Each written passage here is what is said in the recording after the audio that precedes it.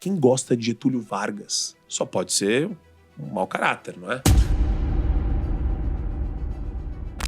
Assim, o cara gosta de ditador, agora, pô, nunca vi um cara de direita que gosta de um cara de extrema esquerda. Você fala, não, mas ele o quê, cara? Todo ditador precisa sufocar a liberdade de expressão. O deputado estadual hoje não tem essência institucional, não serve pra nada.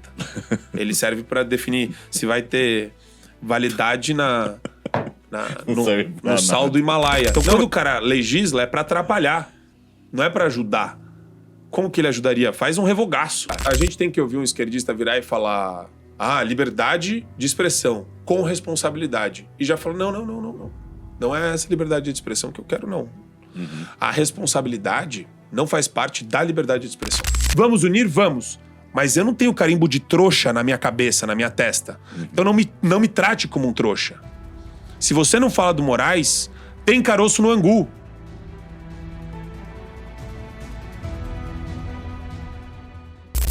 Fala galera, tudo bem? Está no ar mais um episódio do Juntos Somos Mais Fortes. Se você ainda não é inscrito no nosso canal, não perca essa chance. Segue a gente lá no YouTube, Juntos Somos Mais Fortes Podcast.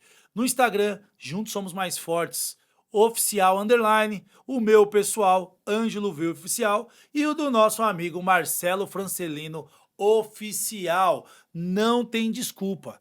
Queria muito agradecer ao Espaço Atlas, que é um espaço maravilhoso para o seu evento, que você pode estar fazendo aí sua imersão, sua palestra, seu curso e, claro, levando o seu conhecimento ao maior número de pessoas. Então, Espaço Atlas, se você está precisando de um espaço para fazer tudo isso que eu acabei de falar aqui, você não tem mais desculpa. O Espaço Atlas tem uma equipe extremamente qualificada. Temos aqui Blackmagic para sua imagem ficar perfeita e também microfones de primeira qualidade. Fechado? Vamos conhecer o nosso convidado de hoje? Marco Antônio Costa é pré-candidato a deputado de Minas Gerais. O seu posicionamento é muito claro para a direita e vem ganhando uma comunidade muito fiel por conta do seu posicionamento. Seus vídeos no Instagram e sua atuação no Fio Diário, onde ele comenta sobre política, vem ganhando cada vez mais notoriedade no cenário nacional. Em seu Instagram, Marcos já bateu 1 milhão de seguidores, além, claro, de milhões de visualizações com seu Reels. 2026 é um ano decisivo para a política e hoje Marco vai colocar todas as suas ideias em jogo e dizer o que podemos esperar das eleições. Muito boa noite, Marco. Tudo bem, cara? Tudo bem, Ângelo. Como é que você tá? Prazer, Marcelo. Gente, tudo bem? Espero que seja um grande bate-papo aqui e que a gente aprenda bastante. Obrigado pelo convite. É uma honra estar com vocês aqui. Parabéns pelo lugar, o estúdio. Nunca vi um negócio tão profissional na minha vida, hein? Opa! Bacana, hein? Obrigado, valeu. A régua sobe, hein, cara? Bora. Cara, fala um pouquinho sobre você, quem que é o Marco Antônio, de onde que veio, só pra gente situar algumas pessoas que eu tenho certeza que já te conhecem, né? Mas não custa nada a gente... fazer... Não, mas é engraçado isso porque a galera não... Eu não sou de falar muito de mim, de ficar falando da minha história o tempo todo e ficar relembrando, até porque eu tenho um pouco de trauma, né? A minha história é uma história de traumas. Eu estudei Direito Constitucional, feliz ou infelizmente, né? No mestrado e no doutorado na PUC. Gostava de política na época da PUC também. Fui presidente do CA, tudo isso na PUC São Paulo. Legal. E eu sempre tive prazer por ativismo, falar sobre política, estudar Direito Constitucional, sempre gostei da matéria. Fui presidente do Centro Acadêmico lá da PUC, em 2009, e eu gosto de falar isso porque desde aquela época eu bati a chapa com a turma de esquerda. Nunca fui da seara política eleitoral, assim, de pedir voto e tal. Tô entrando nisso agora, como pré-candidato lá por Minas, né, pelo Partido Novo, para federal. Mas eu sempre tive perto. Eu nunca me distanciei da política, eu trabalhei como assessor, do Bruno Covas na Secretaria do Meio Ambiente. Pior fase da minha vida. Não, teve uma pior, que foi com a secretária de Justiça, minha ex-professora também, Heloísa Arruda, que eu participava do Núcleo de Enfrentamento ao Tráfico de Pessoas. Sabe o que ele faz? Nada. Nossa. Porque quem faz enfrentamento ao tráfico de pessoas não é o executivo, é a Polícia Federal, no caso, né? Não é Não é burocrata que está lá sentado atrás de uma mesa, que está resgatando alguém de um cativeiro ou de um sequestro. Mas então, aí, essas experiências políticas, eu me formei em 2010 e depois emendei mestrado e doutorado. Essa experiência com a política sempre existiu, com o ativismo e com a política. Eu fundei uma ONG chamada Advocacia Solidária, porque na época a OAB proibia advogado de fazer pro bono para pessoa física. Olha que loucura. Isso há quantos anos atrás? Pro bono é advocacia gratuita para gente Sim, pobre. Sim. Isso foi a minha dissertação de mestrado, em 2011, lá na PUC. Eu entrei no mestrado em 2011 e me formei em 2013. Então, eu sempre gostei de desobediência civil. E desobediência civil, o cerne dessa percepção eu não posso me dobrar e me ajoelhar para burocrata que inventa regras absurdas e flagrantemente ilegais e criminosas. Se você faz isso, você virou um idiota. Sim. A decisão judicial se cumpre, ponto final. Não. Qual que é o teor da decisão judicial? Ele tá mandando... O cara pode querer te humilhar numa decisão judicial. E se você não consegue revisar isso daí em outra instância, você vai virar um palhaço? Você vai virar um escravo? Você vai virar uma pessoa que vai se submeter a qualquer ordem e comando de qualquer burocrata que não teve voto? Então, eu sempre odiei burocratas e a burocracia. Eu sempre desprezei a OAB. Eu nunca achei que a OAB era uma entidade séria. E hoje ela se prova mais do que isso, né? Eles são cúmplices e coautores do sistema e do regime que foi instaurado. E como lutar contra isso, cara? Porque, querendo ou não, a gente percebe que a OAB, ela já é condicionada pro lado esquerdo. Certo? E aí você que tem voz, falou, brigou e se posiciona, você sofreu alguma retaliação? Por enquanto, por incrível que pareça, não. Eu acho que o pessoal me vê muito como um produto de bolha. E eles acham que, como eu tenho uma pegada bem independente também, né? Eu nunca participei de um grupo político específico. Então, durante esses últimos 3, 4 anos, eu saí da Jovem Pan, então tem isso também, né? Depois eu saí da advocacia, fui para a comunicação. Muita sorte, porque eu entrei num programa à noite, na Jovem Pan em 2022, em janeiro, e acabei indo para toda a grade. Porque eles gostaram do meu desempenho, da minha participação. E graças a Deus, para mim foi a experiência mais magnífica da minha vida. E nessa hora eu vi que eu não queria mais advogar. Que a minha vocação era sempre comunicação. Até porque eu gostava muito mais de dar aula de constitucional do que... Então, falando, por exemplo, sobre OAB, né? Eu olhava já com cansaço para isso, porque você é um empresário bem-sucedido. Vocês são empresários bem-sucedidos. Tem empresários medíocres. Aí você fala, tá, para onde que vão os empresários medíocres? Eu sei te falar para onde vão os advogados medíocres. Para OAB, para essas entidades sindicais. O cara ele vai tentar colocar o ganchinho em alguma coisa porque ele é medíocre. E qual que é o gancho da OAB? Você sabia que os caras têm vida de, sei lá, é uma coisa absurda. Passagem, hotel, transporte, tudo de primeira. Então você tem 81 conselheiros federais, que é um número que é paritário, que nem no Senado, no caso, né? 3 por estado. E assim, você vê uns puta Zé Ruela virando lobista de Alcolumbre, virando lobista de senador. Por quê? Porque ele entrou no eixo Brasília, bebê. Ali é mercado de balcão. Ali você vende decisão judicial, voto, acórdão, você vende lei, você vende a linha de resolução. O Bolsonaro falava isso. Falava, porra, se eu quiser ficar bilionário, às vezes era mudar uma vírgula de uma resolução. Pra ficar... Assim, vocês viram, Vorcar, a gente tá vendo isso. Nossa. O que o Bolsonaro falava de mudar uma vírgula de uma resolução e a galera falava, o cara tá pagando de... Hoje ninguém consegue falar um A do Bolsonaro de corrupção. Um A.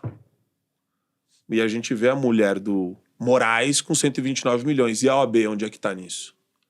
Fazendo lobby pra criminoso, pra bandido, E pra assim, vagabundo. você vê que a mídia ela tenta puxar o tempo todo essa questão da mulher do Alexandre de Moraes e, tipo, não dá uma estourada, né? Tipo, da galera ir pra cima mesmo e falar... E aí, Isso é inacreditável. A maneira como foi trivializada a questão é o que me deixa mais espantado. Como é que a gente trivializa um negócio desse? Era pro Moraes estar na rua, era pro escritório dela ser investigado, era pro sigilo dela já ter sido quebrado, era pro sigilo do Toffoli ter sido quebrado. Agora não. Sexta-feira agora. A Marit foi lá, meteu uma ação X Gilmar Mendes pegou no colo dele, falou, olha, como eu fui o juiz designado para o caso da Brasil Paralelo na época da Covid, que tinha uma CPI do Covid, e a Brasil Paralelo queriam quebrar o sigilo da Brasil Paralelo, o sigilo bancário. Lembra? A esquerda queria quebrar. Sim. Aí o Gilmar Mendes, lá atrás, há 4 anos atrás, 3 anos e meio, o Gilmar Mendes foi designado. E falou, não pode quebrar o sigilo da empresa. Aí ele resgatou essa ação, pegou essa petição que veio lá da Marit, falou, opa, esses casos são semelhantes e têm conexão. Eles são conectados por prevenção. Então eu posso julgar essa ação dos sócios da Marit e decido que vou suspender a quebra de sigilo deles. Por quê? Porque não existe motivo. Lá atrás eu tomei essa decisão para a BP e eu vou tomar a decisão para eles agora. Mas por que você, Gilmar Mendes? Não, porque por prevenção essa matéria, quem decide sou eu. Uau. E daí ele transformou esse pedido em um habeas corpus, transformou os sócios da Marit em pacientes do habeas corpus, que esse é o nome, né? E simplesmente virou um HC. Então, tudo que vocês podem imaginar de direito que mataria um processualista sério do coração. Um criminalista sério vê uma parada dessa, o cara morre do coração. Ele fala, porra, Cara, como... Brasil acabou, não tem mais instituição. Entendeu? E o Gilmar Mendes fez isso agora, na sexta-feira. Pra esconder, pra se blindar. Quem era sócio também da Marit? O próprio Toffoli. Por que ele também não tem... Por que o Gilmar não colocou ele como paciente? Ah, ele não é o sócio atual. Você percebe que ele tá toda hora blindando, um tá blindando o outro? Sim. Aí vai, enquanto o Gilmar Mendes faz isso, o Moraes mete 5, 4 servidores da Receita Federal no inquérito das fake news que ele abriu em 2019. E o pretexto do inquérito das fake news de 2019? Proteger o Supremo, proteger a democracia. E o Supremo é a democracia, não é? Sim. Ministros não eleitos. Olha olha o sarcasmo da situação, a ironia toda. Não faz sentido nenhum isso. Dá a sensação para um cidadão comum que o direito não funciona. Ele funciona dependendo de quem. Sim. Porque quem é que está sendo acusado? Cara, Entendeu? Porque você vê umas coisas acontecendo aí com os caras que, mano, é absurdo de você ver. O sistema americano foi construído do jeito inteligente, o nosso foi construído do jeito burro. O jeito inteligente dos americanos preserva as instituições. Eles têm uma Constituição há 240 anos. A gente tem uma Constituição que tem a minha idade, né? Eu sou de junho, ela é de outubro. 1989, Então ela tem 37 anos, 1988. Isso. Nós já tivemos na nossa história constitucional 6 constituições, 7 se você contar a emenda constitucional 1, de 69. E a gente, olha isso, nós tivemos várias constituições. 1824, 1891, 1934, 1937, 1946, 1967, a emenda constitucional de 69 e a de 88. Então, antes de 88, a gente teve 7 constituições, certo? Certo. Isso é sinal de país sério? A gente consegue engatar? A lei é lei ou não? Exato. A lei é lei ou não? A Constituição é Constituição ou não? Não, veja bem. Nossa Constituição já está com mais de 132 emendas. Os americanos têm 27 de uma Constituição que vai bater 240 anos. Já bateu. E aí? Então, a gente é que nem a gente é o aluno retardado da sala de aula. É o aluno do fundão, burraldo, que reprova toda hora. Né? Dependência, né? Reprova. Vocês sabem montar um judiciário? Resposta, não. Brasileiros, vocês sabem montar um sistema judiciário? Não. Brasileiros, vocês sabem montar uma Suprema Corte? Não. Prova disso. O cara tá lá. Os caras estão lá roubando, perseguindo, censurando. A Carmen Lúcia tinha que ser empichada e presa. A Carmen Lúcia. É que a gente se acostumou tanto com a balbúrdia e com a zona, que daí a Carmen Lúcia censurou o Brasil Paralelo. A Carmen Lúcia tirou do ar um documentário do Brasil Paralelo que nem tinha ido pro ar. Você vê como que é. Você não tem medo de retaliação, não, cara? Não importa. Ou a gente se une e faz o que é certo, e se não der pra se unir, quem acha que tem que fazer o que é certo, tem que fazer o que é certo. Não tem escolha moral. Se silenciar e se omitir não é opção pra quem tá na comunicação ou na política. Quem se silencia e se omite ou é covarde, ou é igual o cara que tá cometendo o abuso. Porque você vira coautor, você vira cúmplice. Se você... Policial que sobe o morro, certo? Policial tem que subir o morro pra matar o traficante. Sim. E o jornalista? Não tem que... se ele viu uma notícia de um crime, se ele viu um abuso de poder, se ele viu uma pessoa de 70 anos com câncer sendo perseguida por um ministro do Supremo, enquanto ele rouba dezenas de milhares de pessoas, centenas de milhares de pessoas por meio do Vorcar e do Master e dos esquemas de corrupção, enquanto ele tá roubando, enchendo o bolso de grana, ele tá perseguindo uma senhora. Jornalista... Aí você fala, é normal uma empresa de comunicação falar, eu não posso brigar com eles, senão eles me fecham. Mas e o policial? Ele não pode falar a mesma coisa e não subir o morro? Ah, não. Tem que subir o morro e levar tiro na cara. E jornalista, não tem... Ninguém tem nada a perder. Ou todo mundo tem tudo a perder, o tempo todo. Sabe, é o raciocínio do covarde. Desculpa. A única coisa que o teu ofício pede é que você noticie o fato. Se você esconde o fato com medo de retaliação, pra não ser fechado, pra não ser perseguido, pra não ser punido, então você tá no ofício errado, ou acontece muito, né? Você é bom de retórica, você é bom de oratória, você fala bem, então eles compram o seu silêncio. Ou eles te intimidam, e você é um frouxo e um covarde. Mesma coisa que comprar silêncio. A diferença é que o cara saiu com o bolso cheio de grana e o covarde se ferrou, ficou quieto e deixou e traiu toda a audiência dele. Porque se ele briga por uma sociedade livre, ele tem o dever de ser fiel e honesto com a audiência. Né? E essa galera que não fala do STF não é, com ninguém. Eu tenho uma pergunta para você, fugir um pouco dessa parte do STF e entrando um pouco na questão direita e esquerda. Gostaria de saber a sua opinião. Na sua opinião, essa rachadura entre esquerdistas e pessoas de direita. Eu vejo muito assim, que as pessoas hoje, independente da ideologia, elas compram a pessoa. Vou te dar um exemplo. O Lula, velho, se a gente for parar para falar aqui quantos crimes ele foi acusado e não só acusado, ele não provou inocência, né? Enfim, a gente sabe de toda a história. Mas a galera olha pra ele como salvador, a galera da esquerda, tá? Ah, esse cara, ele olha pelos pobres, isso, aquilo. Só que se você pega a ideologia de esquerda, ela vai muito contra o que ele diz e o que ele faz, certo? E a direita, que a galera da esquerda olha e fala, não, a direita é só pra rico, é só pra empresário, é só pra quem pensa só em dinheiro. Isso eu tô falando a coisa burra. Porém, se você pegar o que de fato é a direita, não é só isso, tem muito mais coisa. Então tem pontos bons pra galera que é baixa renda na direita, e tem pontos bons na esquerda que de repente serve pra galera que é empresário, que tem grana. Você não acha que essa questão do bem e do mal, quem tá com o rico, quem tá com o pobre, faz a população se perder em de fato saber o que é o lado esquerdo e o lado direito?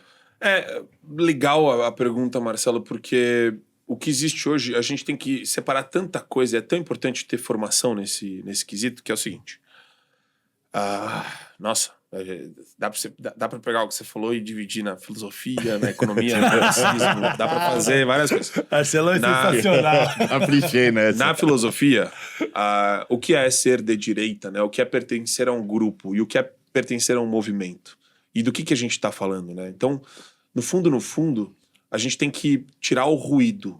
Tem muito ruído hoje. As pessoas, elas ficam confusas e a rede social gera essas ansiedades e aí aparece o cara que era de esquerda e virou de direita e foi o cara que era da direita e foi pra esquerda. E você fala, não, peraí. É verdade. Ao invés de sair vamos sair da teoria e ir pra prática. Sim. Reinaldo Azevedo é comprado, não é jornalista, é uma boca de aluguel. Talentoso? Bom com as palavras? Sem dúvida. Sem dúvida. Estrutura raciocínios complexos e mente muito bem, porque sabe estruturar raciocínios complexos. Sim. Então faz um puta enrolando lero, não entra em determinadas pautas, você percebe como ele desvia de determinados assuntos se você microanalisa o cara. As pessoas não têm tempo pra isso. Quem tem tempo pra isso é quem tá na comunicação ou na política. Sim. Só que na política, os debates eles ficam sempre esvaziados, porque sempre se presume um interesse ali, subentendido e tal. Beleza. Poxa, a esquerda tem coisas boas. Agora, eu não quero fazer uma vasta generalização, mas o que eu entendo por esquerda já é uma corrupção, já é um desvio, já é uma relativização, já não tem honestidade intelectual, porque todos os pais fundadores da esquerda são mentirosos, desonestos, ressentidos, eles promovem o ressentimento entre pessoas e classes. O marxismo e o neomarxismo identitarista e identitário, eles são exatamente isso. O marxismo é a briga entre o empregado e o empregador, o proletário e o detentor dos meios de produção. E assim, essa vilanização do empresário e essa maneira como é construído esse ressentimento não é difícil. Você apela para as fraquezas e os vícios das pessoas. As pessoas querem se acomodar. As pessoas não querem, né, às vezes, encontrar a sua melhor versão, principalmente sem Deus e sem a religião, que é o que também o marxismo prega. Por quê? Porque ele se coloca como Deus na Terra. Nós temos que transformar a Terra no paraíso. Vai custar o quê? 100 milhões de mortes e nunca vai acontecer? Não importa. Vai custar quanto? Não importa. Vai custar a censura? Não importa. Quanto que vai custar? Vai custar, para defender a democracia, os bilhões de dólares que Maduro tem nos Estados Unidos? Você viu isso, não? Não. Bilhões. 4 Certo. bi de dólar. Carros de luxo, mansões. Sabe? Vida nababesca. Por quê? Porque só uma pessoa muito trouxa para comprar o discurso do pai do pobre. Do assistência. Eu sei. Pra mim, isso aí é um absurdo. Mas onde que você pega a pessoa? Se você constrói um sistema que mantém a pessoa na miséria e dependente do Estado, você criou gerações aí de apoiadores do regime, de idiotas úteis. Porque o cara ele tá preso pelo Vale Gás. O Vale Gás, pro cara, é fator determinante sobre em quem ele vai votar na eleição. Isso é uma cultura miserável. E, infelizmente, isso tem a ver com uma cultura miserável nossa. Nós não temos uma... isso é importante também. A ascensão da direita no campo político partidário não tem nada a ver com a direita na cultura. A direita na cultura, ela inexiste de um jeito que dói.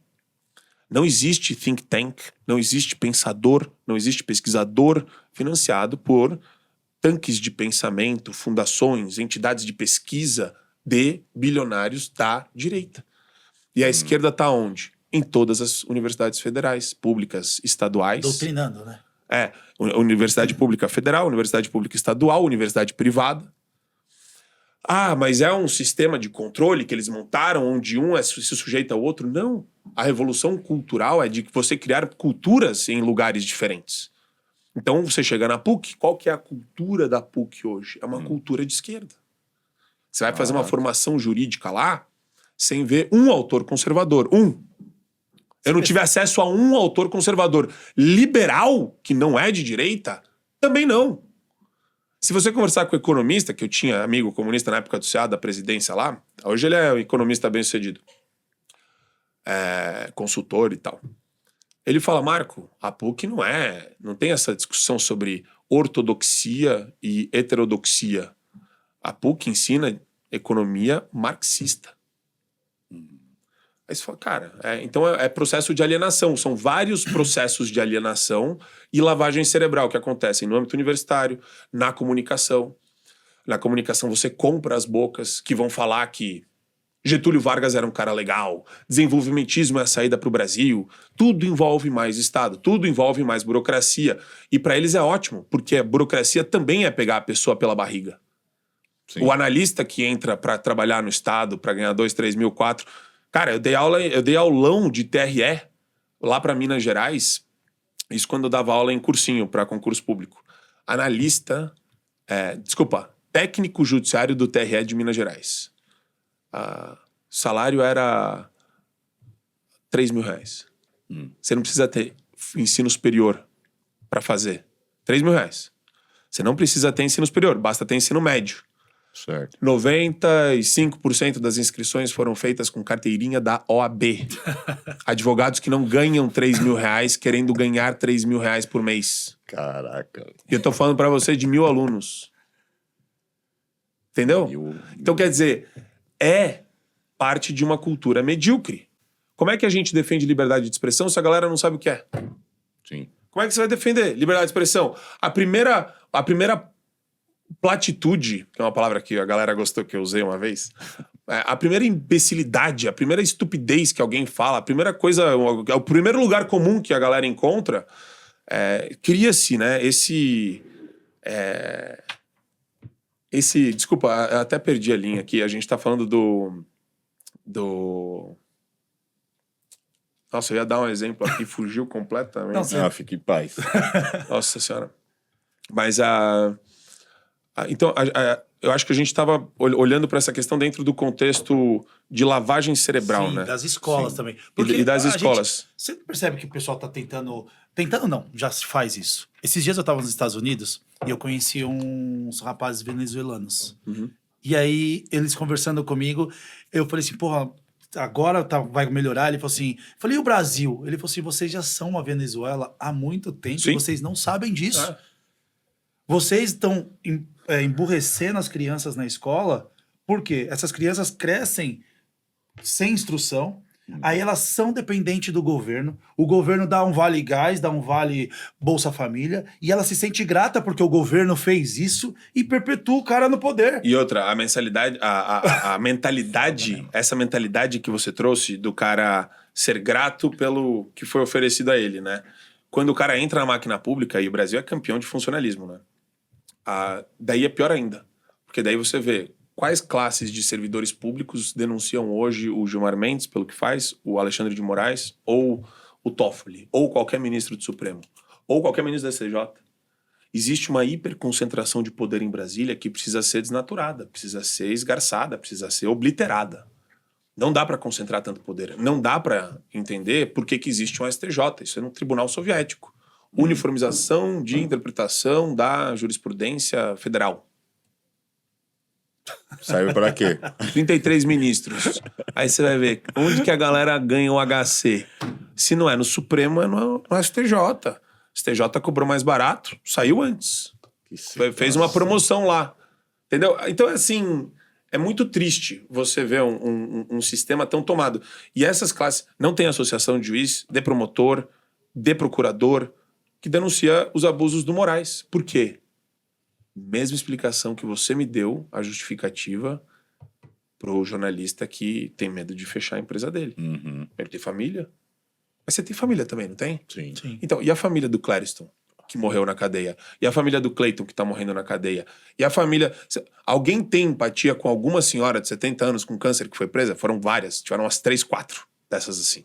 Tem a Jusilene, tem a dona... Nossa, dona Jupira. Sim, umas coisas absurdas. Mas você pode Imagina escolher. sua mãe lá, Marcelo. Isso é louco. Você pode escolher não ter empatia pela pessoa. Sem você ter... Mas quem é você daí? Exato. Você não Qual pode é o fazer teu nada. código de honra? Ah, eu sou ateu. Tudo bem, você vive pelo quê? Se não é pra impedir a injustiça de acontecer diante da sua cara. Você vê saída pra isso? Porque, digamos que a direita entre agora. Quantos anos vai ser necessário para você conseguir resolver isso? O ponto que eu ia fazer, que eu não tava consciente, deu um tilt aí. Faz parte. Eu não sei Normal, TDAH aqui, nossa... Mas eu acho que é a falta de veemância, que eu parei de tomar o veneno. Eu tô... Se quiser, eu tenho aí, viu? Eu trago aqui agora pra você. Meu Deus, que maravilha. Vontade de tomar veneno. 70, hein? Melhor ainda. Tá brincando comigo? Então, o processo cultural, ele é lento. O processo cultural, ele leva décadas. Porque criar cultura é uma coisa difícil, né? Moral da história, a gente não vai ver isso. É que nem educar... Não, Se isso acontecer agora, mas nossos filhos vão ver. Mas essa é a beleza. E essa é a beleza da vida. É lutar pelo certo sem saber se você vai ver um amanhã melhor. Mas que você fez o certo para aquela pessoa, isso tem que se justificar. E a gente precisa de mais pessoas assim, pelo menos na comunicação e na política. É difícil, porque ainda tem que ter muito... Cara, eu tenho... Posso falar quem me dá mais raiva no meio de tudo isso? Claro. Os empresários que se dizem de direita. Aqueles caras que não... Os caras que não financiam pesquisador... Por exemplo, eu montei um think tank nos Estados Unidos. A pretensão é se tornar um think tank. Mas é tudo muito difícil. Você leva muito não na cara, né? E a galera tinha, né? Porque eu abri tudo isso em 24, abri o meu canal em 23. Os empresários mais aguerridos também têm medo. A lógica de autopreservação, ela existe e ela infelizmente tira a hombridade de pessoas que deveriam ajudar. Sabe, eu tô falando aqui não dos milionários, tô falando dos bilionários. Para mim, esses caras é o agro que financia institutos e entidades que fazem o quê? Lobby em Brasília. Sim. E já tem os lobistas dele lá, os individuais. E os pesquisadores. Aí você vê as universidades públicas, a quantidade de militância que eles geram. Isso tudo é trincheira, bicho. Essa galera sai da universidade, vai pra política. Você não Vai acha... pro serviço público. Você não acha que, de repente, esse posicionamento do empresário, ele não se dá por conta de, durante tanto tempo ele vem apanhando da esquerda, que ele aprendeu cara, independente de quem estiver no poder, eu preciso fazer minha parte internamente na minha empresa para eu dar certo. Você acha que, de repente, não é por esse motivo que de repente, a galera da direita não tem tanto apoio? Eu acho que sim. Eu acho que o meio é muito cruel e ele afasta as pessoas de um ativismo cultural. Por quê também? Porque um cara que tem formação, família, um cara que vê algo absurdo acontecendo, isso mexe com o âmago dele, com o íntimo dele. Então, precisa mexer a tal ponto de o cara saber que aquilo não vai trazer dinheiro, vai trazer dor de cabeça e pode trazer perseguição. Mas tem que ser feito, porque se ele não fizer, quem vai fazer? Fato. Porque alguma influência ele tem, local, regional ou até nacional. Agora, Nem que seja dentro da sua própria casa. e veja, é importante frisar isso. Ninguém aqui faz convite, eu odeio esse negócio, ninguém tá convidando alguém a se martirizar. Vamos nos martirizar juntos, né? E sair correndo pelado lá em frente ao Supremo Tribunal Federal. Não. Ninguém quer isso. A gente quer temperança, planejamento, estratégia. Não dá para ser um apoio público, não tem problema. É um apoio velado. E a gente tem que montar grupos, e esses grupos têm que debater. Cadê? Onde é que estão os grupos? Eu brinco com vários amigos meus da direita. Qual é o Supremo que a direita... O Eduardo Girão, eu fiz essa pergunta para ele uma vez Eu fiz essa afirmação no programa da Gazeta. E o Girão adorou o senador Eduardo Girão, que é um querido amigo. Qual que é o Supremo que a gente quer pro Brasil? A direita sabe responder essa pergunta? Eu acho que não. Porque se você conversar, e eu converso, com vários deputados federais e senadores, vamos tirar o habeas corpus do Supremo? Sim, não, talvez. Vamos tirar o controle concentrado do Supremo? Sim, não, talvez. Tudo dentro da direita. Entendi. Vamos empuxar ministro? Até ontem. Não é bem assim. Então, quer dizer, a galera não só tem dúvidas sobre uma postura que, pra mim, é moral e bem objetiva quanto aos ministros, e não sabe o Supremo que quer se a gente tirar pra reformar. Vamos reformar o regimento interno? Vamos tirar do presidente do Senado a possibilidade de instaurar, ele sozinho, o processo de impedimento dos ministros? Vamos colocar um quórum que nem de CPI, 27 senadores assinam, aí abre o processo. Então, tem muita coisa que precisa ser feita, né? Vamos repensar a vitaliciedade dos magistrados, em geral? Isso é incrível. E de Ministério Público? Isso é uma das coisas que deveria ser feito. Quantos ativistas ambientais você tem no Ministério Público Ambiental ferrando empresário? Sabe o que o empresário faz para ter menos dor de cabeça? Ao invés de pagar, durante anos, pesquisadores para fazer de maneira indireta, trabalhar a opinião pública com a verdade, com dados empíricos, com estudos, com debates, com palestras, isso é muito difuso, né? Sim. Então, a opção do empresário qual que é? Vê o que o Ministério quer, a gente chega num acordo. Pior que era. E daí, se ferra na mão dos malucos do Ministério Público Ambiental, porque não é um precedente. É o que você falou. Esse é o lugar comum do empresário brasileiro. Vamos fazer Mas isso tá em todas as Vê o que ele esferas. quer, precifica, é 10% que vai impactar. Puta, que merda. esses 10% põe no não custo. tinham que sair do bolso Põe do no cara custo. e ir pro bolso do Ministério Público Ambiental pra alguma merda que o cara inventou? Não. Isso daí tinha que estar no bolso de um pesquisador da direita, vários pesquisadores de uma fundação. Por quê? Porque a gente sofre abuso de todos os lados o tempo todo. A Cláudia Leite foi acusada de racismo religioso porque ela mudou a letra da música dela de Iemanjá para Yeshua.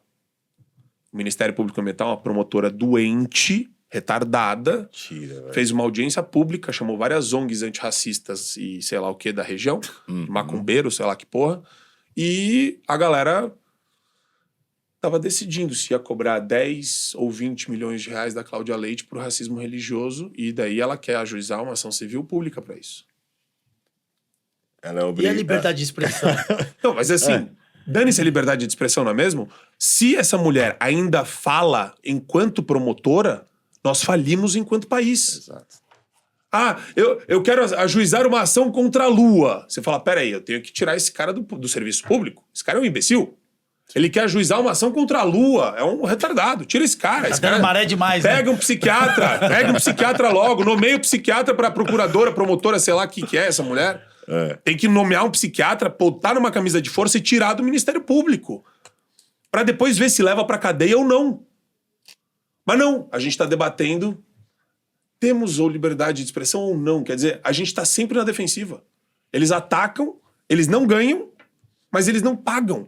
Se essa promotora, se a ação dela não for pra frente, e ela já gastou dinheiro público com isso, pra fazer evento, pra fazer coisa, já intimidou a Cláudia Leite.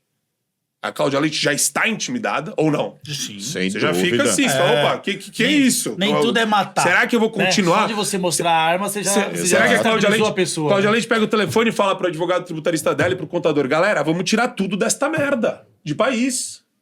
Tira o dinheiro do país, né?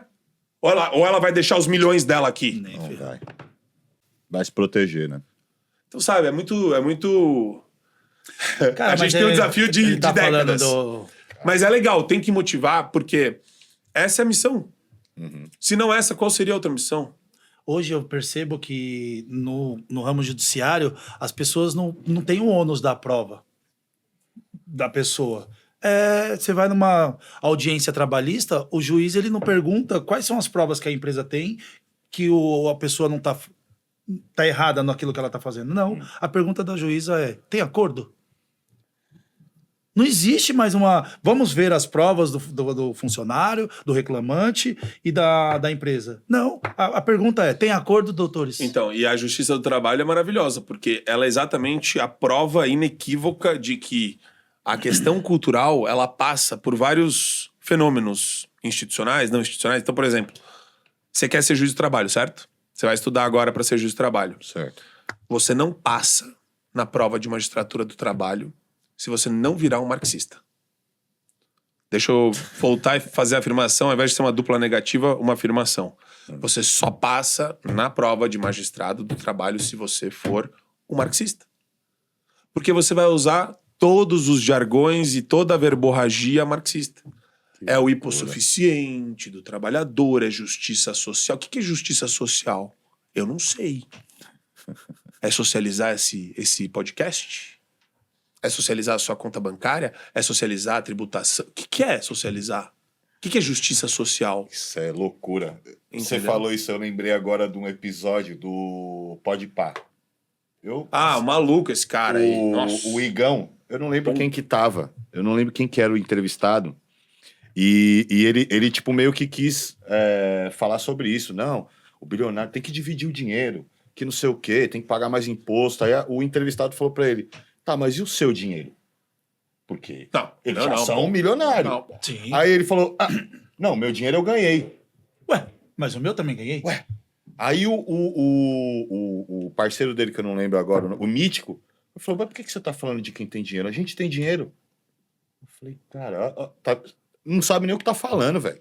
Tipo, ele tá puxando a galera pro vitimismo, pra esquerda, sendo, cara, ele ganhou dinheiro, hoje ele é milionário, veio de baixo, mas isso não quer dizer que... a coisa mais triste do mundo é você ver que esses caras estimulam o ressentimento contra primeiro figuras abstratas. E daí eles pintam as figuras abstratas com pessoas. E hoje o negócio ficou tão endemoniado que eles vão nutrindo esse ressentimento. E daí eles pegam um cara que, tá bombando, o Nicolas. Sim. E eles querem transformar o Nicolas num alvo de tudo. Eles querem, sabe? Então, se olha para um negócio desse, aí não adianta, é binomial.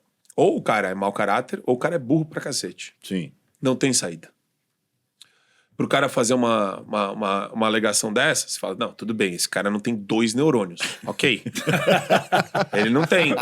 Aliás, só tem o neurônio do lado esquerdo do cérebro, né? E deixa o cara. Quer dizer, aí você fala, tá, mas o cara tem 800 milhões de visualizações no YouTube. Você fala, mas a nossa cultura não é medíocre. E isso não foi estimulado durante décadas. Então ele tá colhendo aquilo que já foi plantado há décadas. Então o nosso trabalho é um trabalho de, cara, evangelização da galera. A gente precisa tirar as pessoas. O Estado não é Deus na Terra. E o Estado não é o teu pai. E nem a tua mãe. Você tem uma família. A família vem em primeiro lugar. Sabia que o povo, se juntar e fazer um abaixo-assinado, ele pode mudar até uma lei, uma cláusula pétrea? Não sabia. O povo pode. Pode fazer projeto de lei e e dá para você também iniciar a proposta de emenda. O povo não sabe o poder que tem. Você legitima por meio de abaixos assinados, né? Então, no processo de legitimação, não de legalização, mas assim, sim, o povo tem esse poder. O povo tem. Mas não sabe desse poder, né? O poder do povo estava na Paulista ontem, né? Que é o Nicolas trazendo uma pauta bem objetiva, fora Moraes, fora Toffoli, fora Lula, denunciando os abusos desses caras. Agora, quando eu falei, né, de desobediência civil, eu odeio ver uma coisa absurda acontecer e falar, eu vou cumprir a ordem, mesmo que ela seja violadora de direitos humanos. Esse tipo de mentalidade tem que fazer parte do nosso novo padrão. Então, a gente tem que ouvir um esquerdista virar e falar, liberdade de expressão, com responsabilidade. E já falou, não. Não é essa liberdade de expressão que eu quero, não. A responsabilidade não faz parte da liberdade de expressão, né? Eu posso fazer um discurso agressivo, eu posso fazer um discurso até muito crítico, duro, até meio sinistro. A única coisa que eu não posso fazer, que já está previsto na legislação, é te ameaçar. Escuta, irmão, vamos meter uma bala na tua cabeça amanhã. Você fala, cara, isso daqui é uma ameaça. A polícia tem que impedir que isso aconteça. Porque eu deixei muito claro. Amanhã, na praça, lá no centro, eu vou meter uma bala na tua cabeça. Se eu te ver. Premeditou a parada. Isso é uma ameaça. Ela tem lugar e tempo específicos e definidos, certo? O que o Supremo fez? Não pode. Transformou crítica em ameaça. Em ataque institucional. Então o Supremo usa desse subterfúgio exatamente, a liberdade com responsabilidade. Essa é a brincadeira. Pra falar, opa, esse discurso é irresponsável. Que porra é um discurso responsável? E eles que determinam o que é irresponsável. Alguém ameaçou o Supremo? Ninguém ameaçou o Supremo. Quem ameaçou o Supremo? Ninguém ameaçou o Supremo. A galera não gosta dos ministros. Então o cara pode ir lá fazer política sem voto e eu não posso criticar? Tem o caso do Daniel Silveira, né? O Daniel Silveira. Tá. Agora tá... acho que tá em semi-aberto, né? Mas Ele fez o vídeo e me incomodou muito a reação da galera da direita do vídeo dele. Na época eu fiquei chateado porque o vídeo dele, cara, vamos pegar esse cabeça de ovo e meter na lata de lixo. Ué, não pode falar de maneira simbólica? O filho da mãe do ministro do Alexandre de Moraes fala de todo mundo. Vai no estádio ali e mete o... E ele é agressivo, cara vai no né? estádio do Corinthians e mete o dedo. Verdade. E a gente tá moderando... Lembra na época? Depois a galera foi toda... Caralho, o Daniel Silveira realmente... Porra, tava avisando, o negócio tava quente já. E ninguém tava nem aí. A fixação da imprensa naquela época era demonizar todos os que apoiavam o Bolsonaro, os bolsonaristas ultrafanáticos e radicais, demonizar o próprio Bolsonaro, pra chegar no que chegou, que é a prisão dele. Você acha que a galera tá perdendo medo agora novamente? Por exemplo, quando teve a manifestação do dia 8 de janeiro, prendeu uma galera e aí todo mundo falou, pô, não vou sair pra manifestar não, cara, não vou fazer isso. Tenho medo, vão me prender também. E agora teve a manifestação ontem, teve a caminhada do Nicolas. Galera tá voltando pra protestar, cara, novamente? Eu acho que sim. Eu fiz algumas manifestações em 2024, na época que a galera tinha muito medo de fazer. Eu fiz 4 manifestações. Foi 9 de junho, 14 de julho, 7 de setembro e 29 de setembro. E eu... naquela época foram umas 10, 12 mil pessoas, mais ou menos, pra Paulista, apoiar a pauta. Já era fora Moraes que eu tava fazendo. Ninguém queria. A galera não tinha. Então, quem que fez junto, que apoiou e tal? O Marcel Van Hatten tava lá, Luiz Felipe de Olhões Bragança, o Eduardo Girão tava lá também, no caminhão. Tinha muita gente naquele início apoiando. Depois, claro, o Nicolas foi também, vários deputados e senadores foram na última manifestação. E isso foi final de 24. Final de 24. A última manifestação foi em BH, na Praça da Liberdade, que também a gente estava pedindo cassação do Pacheco se ele não pautasse o impeachment do Moraes. Isso em 24. Aí veio porcaria da eleição das prefeituras. Morreu o assunto. Todo aquele furor... Sim. Aquele furor foi consumido pela bolha da eleição municipal de 2024. Outras brigas foram criadas, brigas dentro da direita idiotas. Eles tentaram me colocar em várias brigas dentro da direita também. Tem uma turma que não é direita, que se diz que é de direita, que não é.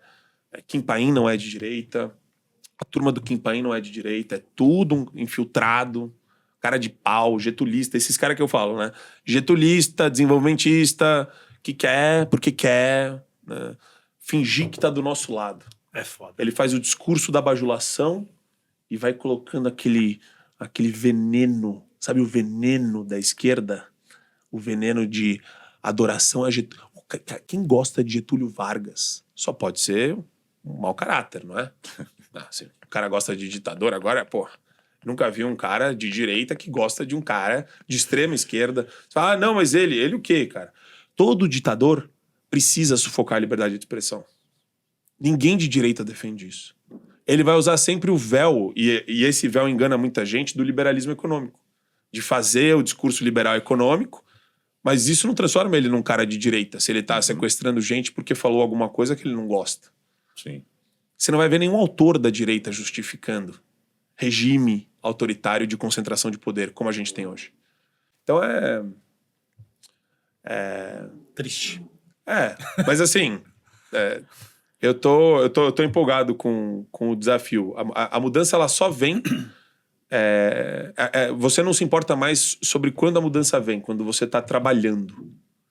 Porque a gente não tem como prever isso, né? Falando um pouco desse start que você tá... Você sempre teve no meio político, mas você deu o primeiro passo, que é a pré-candidatura para deputado federal. É isso? Me corrija se eu estiver errado.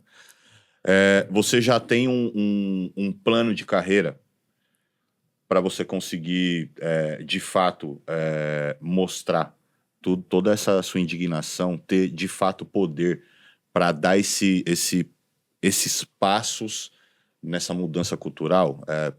Meu primeiro passo é deputado federal. É que eu não sei muito quais são os... Não existe carreira política. Ela é uma coisa totalmente... Tem cara que vai ficar sempre no eixo do município, então ele vai ficar sempre como vereador ou prefeito. Certo.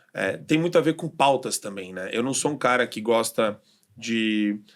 Por exemplo, não é uma aspiração política minha ser vereador, muito menos do executivo, hoje, porque eu não tenho predileção por temas de zeladoria urbana, certo, de gestão de crises do município. Apesar dessas questões se cruzarem na política, então, como deputado, você tem que fiscalizar, você tem que apontar onde está o erro e tal. A essência da atividade não me interessa. Deputado estadual hoje não tem essência institucional, não serve para nada. Ele serve para definir se vai ter validade no sal do Himalaia. Não, mas é verdade. Sabe aquele sal do Himalaia que vem com validade? Ele existe há 1000 anos, o sal do Himalaia, mas tem o prazo de validade que é mês que vem. Daí o cara vira e fala, pode ou não pode colocar sal na mesa de bares e restaurantes? Isso, sem sacanagem, isso tudo é lei estadual. É lei do canudinho. Lembra do canudinho de plástico proibido? Então quando o cara legisla é para atrapalhar, não é para ajudar. Como que ele ajudaria? Faz um revogaço. Eu quero revogaço de leis estaduais e, o mais importante, devolver a concentração. Tirar de Brasília e devolver para os estados. O que deputado estadual tinha que debater? Se o nosso estado vai ter ou não pena de morte. Para isso que ele serve. Sim. Ou o estado tem autonomia ou ele não tem. Ah, mas todos os temas importantes são discutidos no âmbito federal.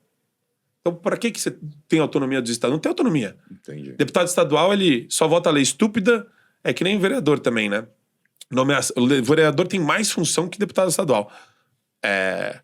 Nomeação de logradouros públicos, né? Homenagens, aprovação do orçamento e porra nenhuma, mas zero. Tem uma pergunta, tem um VT aí, tem uma pergunta pra você. Sim, senhor. Solta aí. Fala pessoal do Juntos Somos Mais Fortes podcast, estamos aqui com a Adriana. Ela tem uma pergunta pra vocês aí do estúdio. Olá, tudo bem? Caso seja eleito deputado federal, quais as principais intenções para as melhorias do seu estado? Ah, que bom. Bateu exatamente com o que eu tava. Na hora que eu soube aqui, ele falou, solta ela. É porque a gente tem algumas manias de pensar de maneira sempre com algum tipo de... o que você vai entregar? Assim, como se o cara... como assim que eu vou entregar de melhoria para o Estado? Legislativo, debate, ativismo e... aí é o que você falou. Como que você vai interferir no meio? No fundo é isso. Né? Quem é você na fila do pão? O que você está fazendo para mudar? O cargo em si não é nada. O cargo em si não quer dizer nada. Ele te dá um pouco de infra para você poder fazer o trabalho que as pessoas que te colocaram lá querem que você, ou presumem que você pode vir a fazer. Esse trabalho envolve comunicação, trabalho na tribuna, articulação de bastidor. Só que, infelizmente, a galera mais medíocre que existe hoje na política, mais tosca, tipo aquela turma do MBL, fala que a importância é produção legislativa. Sabe quem fala isso também? A esquerda. Quantos projetos de lei o Nicolas aprovou? Dane-se. Sabe por quê? Porque numa ditadura juristocrática, eu quero saber quem tá falando que existe uma ditadura juristocrática. O sistema tá convulsionado. Você tá falando pra mim que produção legislativa é relevante por quê? O Zé do Gás aprovou 10 leis. Que legal. A lei feminista, a lei que o governo queria dar o refis, a lei do Vale Gás. Porra, que legal. Que legal. Parabéns. 10 leis. Vamos lá. É isso que é legal? Então aprovar a lei. Teor, a matéria da lei não importa. É o argumento mais imbecil e infantilóide que existe. De produção legislativa, tá? Certo. Deputado serve para fiscalizar, para denunciar, para mobilizar. E, numa ditadura, para ser ativista. Que é o que o Nicolas fez ontem. Para mobilizar pessoas em prol de causas. Para mostrar a ineficiência do Estado, que o Nicolas está fazendo também, lá em Minas Gerais. Ele já conseguiu 5 milhões. Deve ter aumentado ainda mais a vaquinha que ele conseguiu. O Lula não conseguiu nem 2. O Nicolas conseguiu dar mais dinheiro pro pessoal da calamidade lá em Juiz de Fora e Ubá do que o governo federal. Sozinho nunca, né? Sempre com um grupo de pessoas que apoiam ele, que confiam no trabalho dele e que com todas essas pessoas que estavam dispostas a ajudar. Aí você fala, e a máquina federal do Lula com helicópteros e aviões e aquela entorragem do Lula de bajuladores e parasitas que ficam... Que ele também é um puta parasitão. Mas assim, essa galera que fica em volta dele. A Janja em festas internacionais e viagens lá pra Coreia do Sul, parecendo uma... Sempre muito zoada essa mulher. É impressionante isso. Me dá um nojo estético dela, absurdo. Mas essa galera não entrega, só faz demagogia. E esse é o ponto. Não tem algo certo pra se fazer ou pra entregar. Tem luta pra lutar. Tem briga pra brigar. A gente não consegue nem saber como é que vai ser o mandato. Eles tinham a assinatura pra implantar a CPI do banco do abuso de poder. O Marcelo Manhattan tem essa assinatura desde 23. As assinaturas, desde 23 ou 24, comecinho. Não vai. Você fala, e você como deputado? Tá, faz que nem o Van Hatten. Pô, não para. O cara não para de trabalhar.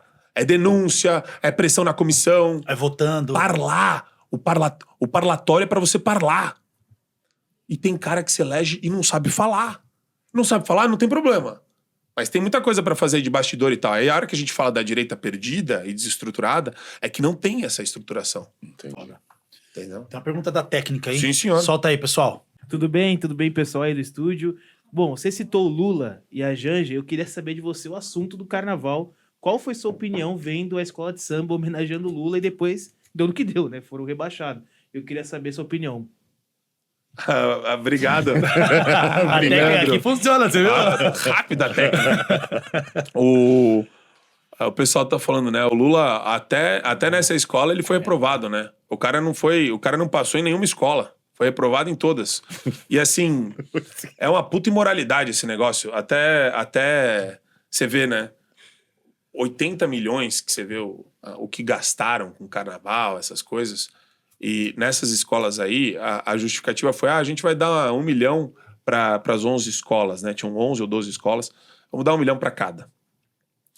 Tá, mas você tá ostentando a imagem pública de um cara que tá vivo, você tá homenageando um cara em vida. Em ano de eleição. Em ano de eleição. Eu acho que pegou tão mal pra ele que... Mas o Lula também tá metendo o dane-se, sabe? Eu acho que ele tá numa pegada meio dane-se, assim. Ele não esconde mais o radicalismo do discurso dele, a hipocrisia, o cinismo. Ele tá mentindo cada vez mais de forma deslavada. Então ele faz...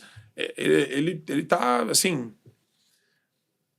É bom. Quando o cara se sente muito à vontade, é onde ele começa a errar mais, entendeu? Exato. E eu sinto que a esquerda tá meio acomodada, assim. Também, Aniele ganhando 70 pau por mês, irmão. Que gostoso, né? Ser empresário, quanto tempo demora pra você ganhar 70 pau limpinho por mês? 70 pau gostoso. A Aniele tá ganhando. O que ela sabe fazer? Nada. Nossa. Sabe fazer nada. Dá um terreno pra ela carpir. Não sabe carpir um terreno. Não sabe fazer uma mesa. Então, tudo bem que eu tô exagerando. Eu também não sei fazer uma mesa. Mas ela não sabe fazer porra nenhuma. Cara, você acha que a esquerda, o Lula... vou falar da parte mais federal mesmo. Eles largando de mão de uma maneira tão caruda que tá fazendo a parte populista, que é, de repente, o pessoal menos com condições financeiras, que já são da esquerda, migrar agora pro Flávio, e por isso ele vem subindo tão forte nas pesquisas? Eu acho que o Flávio, ele tá adotando um tom moderado, mas eu acho que esse tom ele vai mudar talvez nos próximos momentos aí eleitorais. O PT vai vir para brigar com a gente da direita como um todo, tá? A partir de abril, eu acho. A partir de abril, o PT vai tirar as armas e sair atirando. Eles estão falando isso. Aí vai vir com força máxima. Eles estão falando isso. E vai ser campanha difamatória, vai ser mentirada, vai ser Janones maluco, cheiradaço, Glauber Braga louco, soltando os cachorros, Jandira Fegali vomitando sangue. Vai ser uma espécie de suruba demoníaca aí da esquerda. E eu vi nas manifestações de ontem. Dá nem pra falar sério aqui com esses caras. É muito bom, né? Não, obrigado. Que a gente pode fazer um papo sério, constitucionalista e pedante. Não, mas tá maravilhoso. Mas eu prefiro assim. Eu também gosto assim. Eu gosto. E sabe o que é o mais legal? Eu odeio, mas eu fico obcecado. Eu sonho com o Alexandre de Moraes. Eu sonho com o Dino. Já sonhei com o Dino. Sério, cara? Não foi legal. Não foi legal. Não foi legal. Pô, mano, se eu soubesse tinha vindo de boné, né, cara? Vim careca aqui, o cara fica me olhando até torto. Os carecas tão mal. Mas puxando mais esse gancho me perdi agora. Você também, mano? Pô, pega o Vivan, pelo amor de Deus. Puxando o gancho do Flávio. Você achou uma boa escolha para representar a atividade da direita? Eu acho que a escolha natural do presidente tem que respeitar. Quer dizer, o Bolsonaro, o relato que eu tenho das conversas que tiveram com ele lá, ele tá, graças a Deus, ele tá sereno, ele tá tranquilo. Ele tá levando com muita leveza isso que tá acontecendo. Mas o nosso trabalho é conseguir tirar todo mundo desse pesadelo.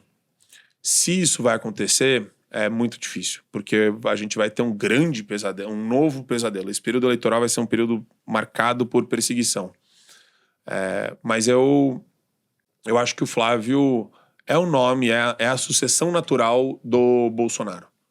E ele precisa, na minha concepção, fazer o que ele tem feito já. Adotar uma postura moderada, de concertação, de conciliação, de agregação dos movimentos para fazer a chapa mais forte.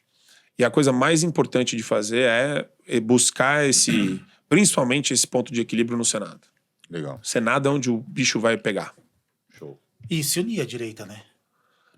Mas aí momento que de tá. união agora, Mas aí que tá. E a gente volta na questão filosófica. Tem nego falando por aí que é de direita e ele vem massacrar a galera que tá metendo a cara. Tipo o Kim Paine na Austrália, né? Fala, eu sou de direita, mas tá metendo pau em quem tá trabalhando aqui e se expondo aqui. Daí tem a turminha dele. Aí você vai ver quem que os caras entrevistam, com quem que eles falam, quais são as teses deles. É tudo tese de duguinista, pô. Temos uma última pergunta do público aí, que a gente tem horário, né? Solta aí. Fala pessoal do Juntos Somos Mais Fortes podcast. Estamos aqui com o... Assis. Ele tem uma pergunta pra vocês aí do estúdio. Não, eu queria saber se ele acha que o Flávio Bolsonaro tem reais condições de ser presidente em 2026. Se eleger, né? Praticamente Eu acho, mas eu vou falar uma coisa também. O Zema é um cara extremamente capacitado, gabaritado. É um cara que foi Você é de duas Minas, vezes... né? Sou de Minas, sou do Novo. O Zema é candidato a presidente, pré-candidato a presidente. E eu acho que o ponto é esse, né? O Flávio, ele não tá estimulando essa briga com o Zema, briga com o Caiado. Eu detesto o Caiado. Eu detesto o Caiado. Tá, eu Eu tenho detesto algumas o Caiado. histórias dele que eu A gente ouvi entrevistou falar. ele no programa, no Show da Manhã. Pô, tava eu, o Alan dos Santos, a Paula Marisa e o Adriles. O cara, depois de 1h30 de entrevista, a gente martelando pra ver se saía um fora Moraes. Não saiu. Não saiu dele, não saiu do Ives Gandra, não saiu do Marco Aurélio Melo, ex-ministro do Supremo, nem do comunista Aldo Rebelo, amiguinho do Kim Paine. Nenhum deles teve a capacidade de pedir o impeachment do Moraes. Isso, pra mim, Já não... o Zema tá pedindo. O Zema tá comprando a briga do Nicolas. 100%. O Caiado foi ontem no caminhão, não falou. Fora Moraes. É o Lula! E na minha terra, bandido não se cria! Não é o suficiente, tá? Na terra dele, bandido se cria, sim. Porque o Supremo, né, tá mandando em tudo e ele tem costa quente com o Supremo também. Entendi. Isso me incomoda. Lembra que eu te falei? Vamos unir? Vamos. Mas eu não tenho carimbo de trouxa na minha cabeça, na minha testa. Então não me trate como um trouxa. Se você não fala do Moraes, tem caroço no angu. Né? porque quando eu falei da união, é isso mesmo. Tem o Zema, tem o Caiado, tem o Mas você o entendeu? Flávio. União, sim. Mas a gente não é trouxa. Não, eu falo no final. Sim, no final. Não, porque União, ali tá sim. todo mundo. Mas a gente não é trouxa. O cara vai no caminhão ontem, bababá, fazer discursinho pra reavivar a rede social morta dele. Porque a rede social dele é morta. Entendi. Entendeu? E aí... Mas eu tô sendo muito duro, né? Eu tô muito gostando, bravo. tô curtindo. Não, mas... Mas é o que você A falou. revolta, ela não- é isso mesmo. A revolta, ela gera essa braveza aí. Porque assim, cara, você tá junto em Pô, qual a em todos dificuldade os do cara de sentidos. pedir impeachment do Moraes? Exato. Aí não, pior. Foi na festa da esposa do Gilmar Mendes, tem lá no Metrópolis o vídeo dele na festa tomando champanhe. Então, aí... Cara, não- mas na tua terra bandido não se cria? E você tá com o Gilmar Mendes? Achar que eu sou trouxa lá longe. A gente tá chegando um pouco ao final aqui, mas não posso deixar de perguntar. E o Lulinha vai ser preso ou não vai ser preso? Olha, esse sigilo. Tô falando do filho. Azedou, hein? Do filho. Azedou pra ele. esse Lulinha. Mas ele tá muito à vontade também, né? Sempre esteve, né? Sempre esteve. Isso. Eu fiquei sabendo de relatos dele indo num bar aqui em São Paulo, um restaurante, bar, assim. O cara anda com... Parece um cara sabe, dos mafiosos que andam com 10 seguranças em volta Sério? dele. É um negócio absurdo. Mas tem que ser investigado. O sigilo dele tem que ser... Agora tem que ser exposto, ele tem que prestar conta de tudo que aconteceu. E vai me desculpar, o PT, isso daí é DNA petista mesmo. É essa vontade dos caras de... Posso falar? Esses caras, eles não vão pra lá só pra roubar pra eles. Eles vão lá pra roubar pro partido. O que é mais nefasto de tudo isso eles roubam pra manter a operação deles no... E é isso que é pesado, entendeu?